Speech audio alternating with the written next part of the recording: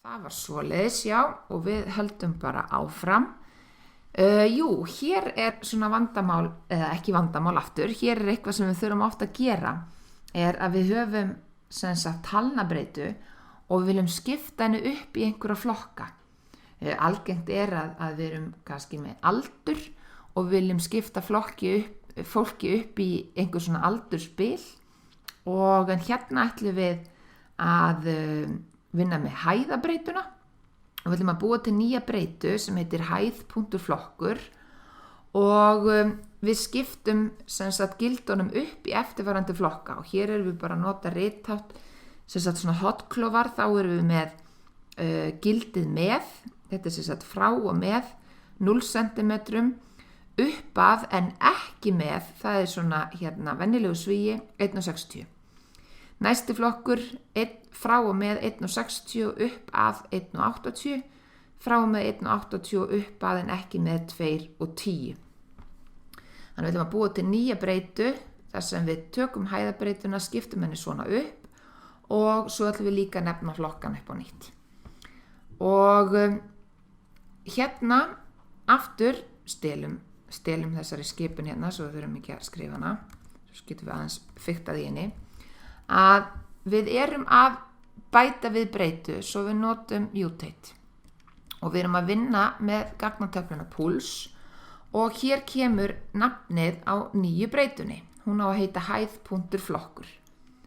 og við notum cut aðferðina og við mötum cut aðferðina á eftirfarandi hátt, við segjum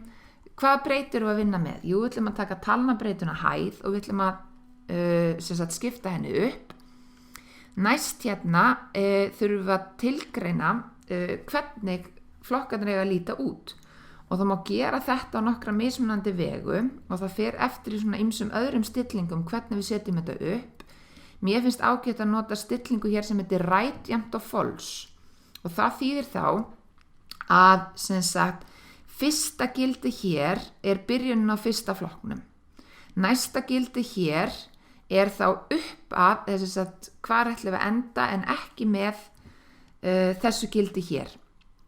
Það nú best bara við skulum gera þetta og þá horfum við hvernig þetta lítur út og svo get ég nota levels, puls,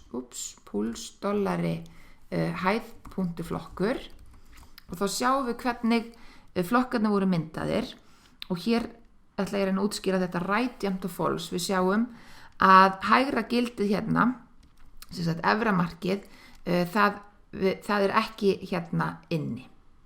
Hefðu sett hérna right, jafnt og true að sjáu þið að þá það með.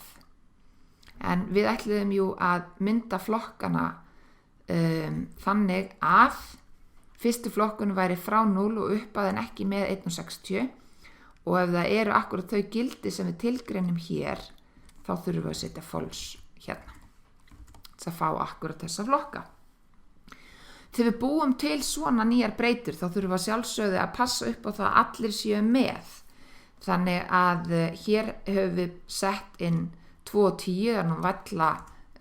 einhverjir sem sagt með einhverjir hærri heldur en 2 og 10, við getum kannað það hérna, range,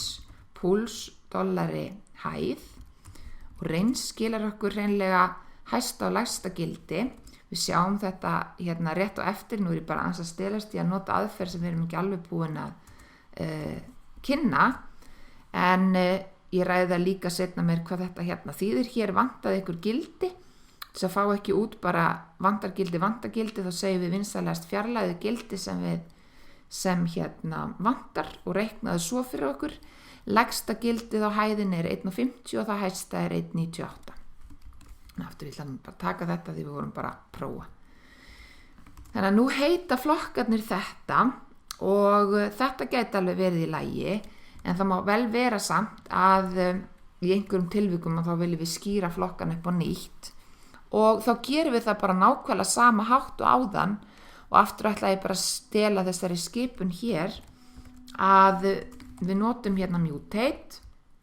og þar inni FCT recode og við persónulega ítreka það að hér aftur er ég ekki alveg að passa mig að hér held ég að við þurfum örugglega að setja inn, nú ruglast ég stundum aðeins á hvaða pakkar eru svona sjálfgefið með Tidyverse og nú er ég farin alveg að ruggla okkur hérna en við skulum fara hérna upp að for cats, ef ég man rétt, að við þurfum að keyra library skipun og þessa hér og ég stel henni bara hérna þannig að ég hef kannski verið búin að keyra og þess vegna er ég ekki fá neina villur en þið gæti hafa fengið einhverja villur ef svo þá bara keyra library for cats og þá er þetta allt í góðu til þess að nota hérna FCT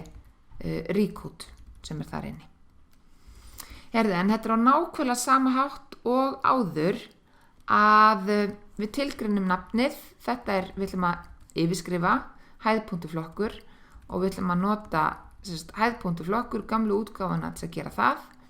og við ætlum að skýra flokkana lágvaxinn, það er flokkurinn sem nú hefur þetta hér gildi, miðlungs og hávaxinn. Þannig að ég keyri það og við sjáum, jú það var komin hérna ný breyta og nú tekur hún þessi nýju gildi.